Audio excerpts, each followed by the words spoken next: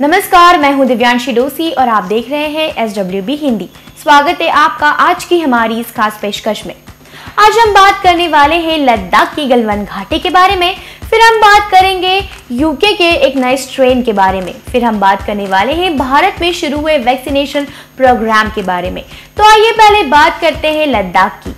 लद्दाख में वास्तविक नियंत्रण रेखा यानी कि LAC पर भारतीय और चीनी सेना के बीच तनाव के बढ़ने के बाद कई सीमावर्ती क्षेत्रों में पर्यटकों की आवाजाही पर प्रतिबंध लगा दिया गया था और विश्व प्रसिद्ध पैंगोंग त्सो झील को टूरिस्ट के लिए आउट ऑफ सीमा भी घोषित कर दिया गया था। लेकिन अब सीमा पर तनाव कम हो गया है। लद्दाख में LAC के निकट कुछ पर्यटक क्षेत्र जनता के लिए फिर से खोल दिए गए हैं। पर्यटन के लिए फिर से खुलने वाले क्षेत्र भारत और चीन के बीच फ्लैश पॉइंट के पास स्थित नहीं है।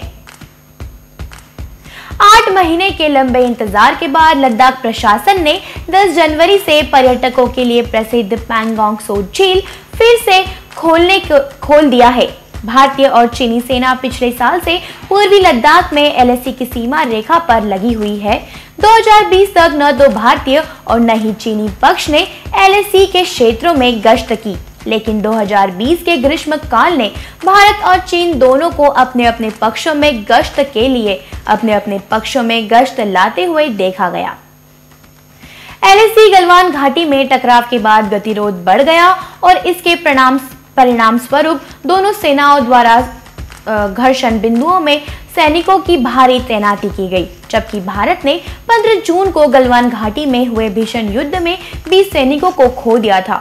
चीन अभी तक संघर्ष में मारे गए घायलों को अपने सेनाओं की संख्या का खुलासा नहीं कर पाया है, लेकिन आधिकारिक तौर पर इसके हताहत होने की स्थिति थी। आइए बात करते हैं यूके की।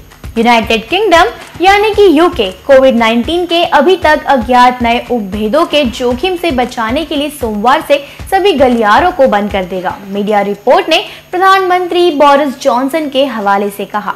रिपोर्ट में कहा गया कि विदेशों से देश में आने वाले किसी भी व्यक्ति को नकारात्मक कोविड परीक्षण का सबूत दिखाना होगा। यह परिवर्तन सोमवार को 0400 GMT पर लागू होता है और इसका मतलब यह है कि सभी यात्रियों के पास हाल ही में नकारात्मक कोरोना वायरस परीक्षण और आगमन पर आइसोलेशन को स्थानांतरित करना होगा। आइसोलेशन की अवधि 10 दिनों तक रहेगी जब तक कि यात्री 5 दिनों का नकारात्मक परीक्षण नहीं करता है।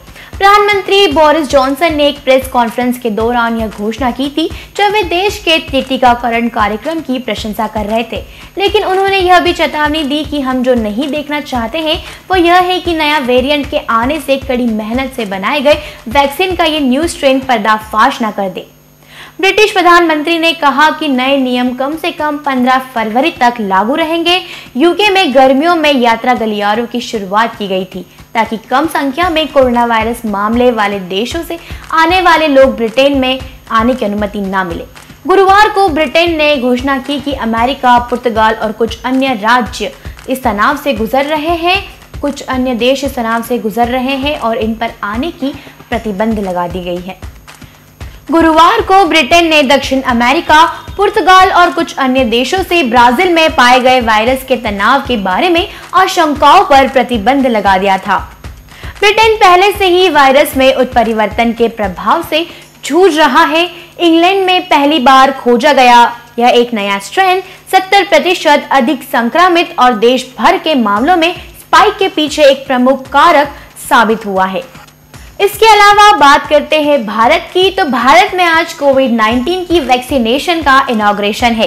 प्रधानमंत्री नरेंद्र मोदी द्वारा यह वर्चुअल कॉन्फ्रेंसिंग के जरिए वैक्सीनेशन का इनॉग्रेशन होने जा रहा है, जिसमें कुल 6003 सिटीज के सेशन होंगे जो कि वर्ष भर एक दूसरे से कनेक्टेड रहेंगे। आगे की जानकारी हम आपको अगली न्यूज में बताएंगे। तब तक देखते रहिए SWB हिंदी।